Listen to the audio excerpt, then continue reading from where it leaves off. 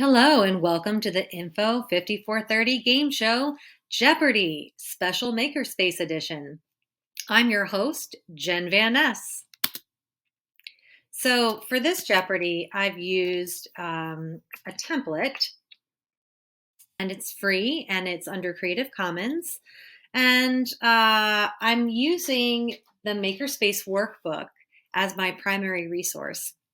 And I've come up with 5 different subject areas or groupings for how to set up a quiz or trivia about makerspaces, about the benefits, frameworks that model them, different materials, spaces and faces, and a final Jeopardy question.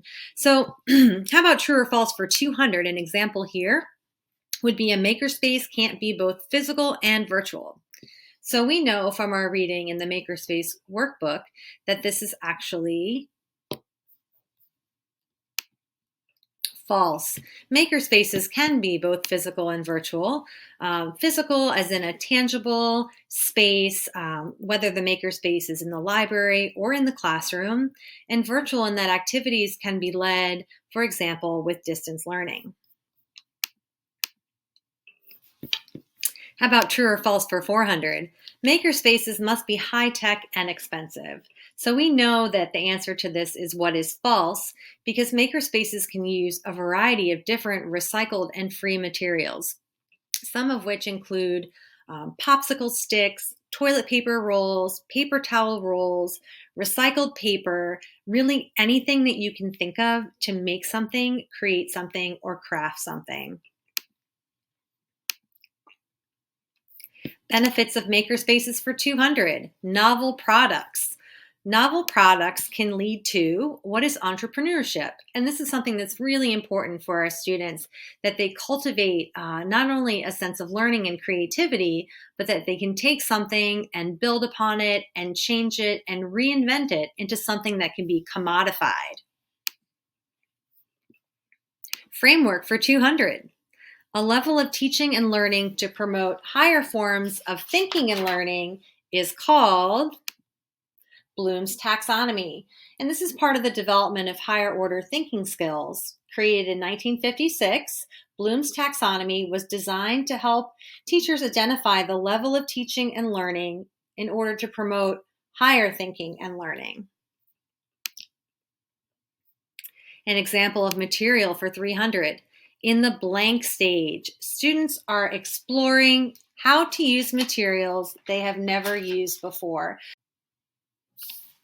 So in this example, we're talking about the 4-step model that's used for makerspaces. It's called the UTEC or UTEC model, and it's an acronym for using, tinkering, experimenting, and creating. So the answer here, of course, is what is using? And this is where students are encouraged to really explore and play around with materials that other people have made.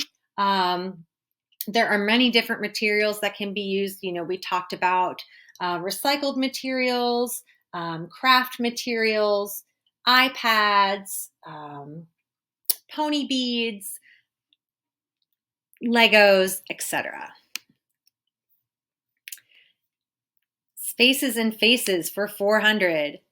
Cost, messiness, noise, time, and management of the space are all blank to running a makerspace. So this is interesting here. These are the downsides. And even though there are downsides, it seems like the upsides by far outweigh them. There are ways in which you can create makerspaces on a budget and low cost. There are ways to cultivate a space that's easier to clean up, like if it's a floor that's easy to clean, surfaces that are able to be wiped down easily, noise if you're fortunate enough to have a room like we do off of the library that's a contained space with a door that can close. Time, of course, is difficult, maybe delegating our time and managing it and getting help. Those are all ways to make a makerspace successful.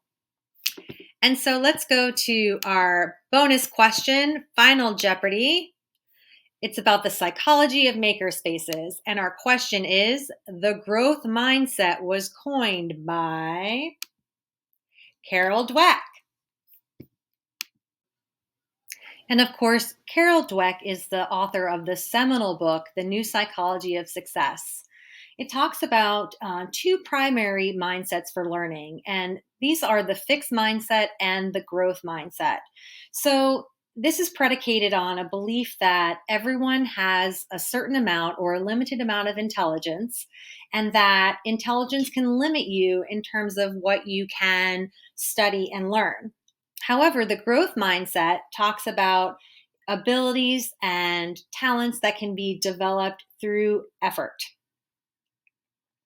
I'd like to thank you for playing Jeopardy with us today. I hope you learned a little bit more about makerspaces, growth mindset, STEAM, Bloom's taxonomy, materials to use, and more. Thank you so much. This is Jen Van Ness signing off.